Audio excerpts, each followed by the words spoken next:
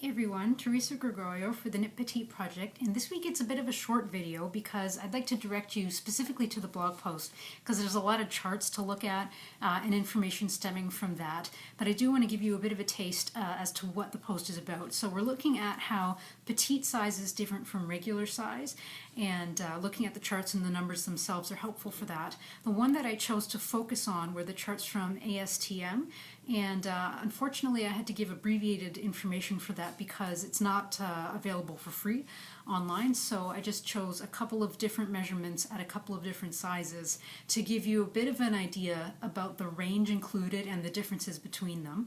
I also included information from a couple of studies, and yet again we're coming back to that study from 2016 where it was talking about petite sizing and different body shapes, the one that we looked at a couple weeks ago, and they were talking about top petite, bottom petite, average petite, and plus size petite. So this is the same study. And they're looking at comparing regular and petite sizing, and in this case they're looking at the Size USA data, which is the stuff from that 3D body scanner, rather than the sizing charts which we have and we look at through ASTM. So this study, looking at the Size USA data, and I will quote it for you here because it's kind of interesting. They say the petite group showed significantly lower mean values than the regular group for all vertical measurements. The petite group had a 3.7 inch shorter stature, 2.16 lower crotch height, and 1.26 lower knee height on average than the regular size group. The petite group also had significant shorter lengths than the regular group by 0.14 inches at shoulder length, 0.82 inches at back waist, and 1.52 inches shorter for arm length. They then go on to make a few recommendations from that, including that petite women, even if they shop in petite stores, may be finding that their sleeves are long. They also found interesting information based on girths and widths. And some of that stuff we may be not surprised by because of the way we use the word petite in our culture, in that the girths and the widths for petite women were smaller. But an interesting ratio they found actually comes up for petite women, that on average petite women have a smaller difference in their waist to their hip measurement than the regular size women do. So this is based, remember, on body scan data. So this is information from actual bodies scanned not terribly long ago, so within recent memory, because this technology is relatively new. So that, just so that you know, moving forward, that's called the drop value, so the waist to the hips, or something like, say, the bust to the waist. What that difference is in the numerical value there, that's the drop value. So they found that the drop value for petite women is smaller than for regular size women. So I talk a little bit about that. I give a few other sources, and absolutely go and look at those charts for yourself just to give yourself an idea as to what we're sort of looking at and dealing with. I chose ASTM to look at in particular because they're very influential. They're updated fairly regularly by subcommittees of people who are experts in their field, and it's also information that's used by some knitwear designers. I know for sure they look at that information. I know Isolde says that she looked at it when she developed her new chart that just came out at the beginning of February. And the ASTM information is based on a bunch of different sources itself, including some body scan data. So they are using that, but a few different sources of information as well.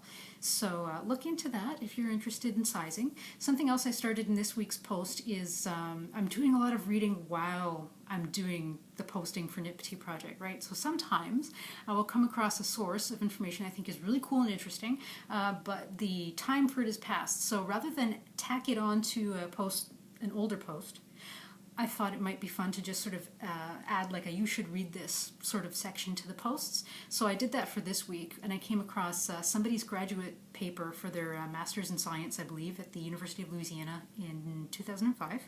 And you can access it yourself online, and it goes into analyzing petite fit issues. It talks a lot about the sort of stuff that we've talked about with the history of sizing, but she also did her own study and found some interesting things about fit preferences, body shape, looking at that data, as well as some proprietary information as well. So you can look that up for free, download that PDF. I also attached the PDF for the CDC Vital Health and Statistics collection from 2007 to 2010, I think it is. And I like that one because it actually parses out information for different groups of people. So it measures things like height and BMI and waist circumference and different parts of your body being measured. But they also break it down into different racial backgrounds, which, as you'll recall, was one of the problems with some of the original 1930s data that they did for the Bureau of Home Economics, because they only took information from a very narrow segment of the female population, whereas the CDC, they were looking at many different groups and actually parsing out that data so you can see it and dividing it into percentiles, and as well as the mean average, so you could see all of that as well. I'm not sure if there's a more updated one, to be honest. I just clicked on the first one I saw, and that one's from 2007 to 2010. So you can check that out. I encourage you to. I think it's really interesting information. Don't be daunted by the size of that CDC PDF. It's all broken down into charts. That's really easy to read. Same thing with that master's paper that I pointed to you. It's quite long, very interesting, and written in a very readable sort of way. So check those out.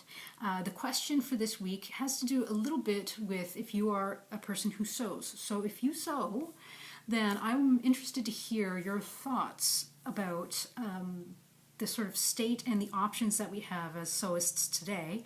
And if perhaps you're at all interested in using vintage patterns, you may have noticed that there's a vast array of different types of sizing. So you have petite and junior petite and half size and woman's and lots of different options for vintage patterns. But modern patterns don't really give you that quite as much. In my experience, it's Mrs. and I think you have Mrs. Plus, or I can't remember the terminology, but the higher end of that scale.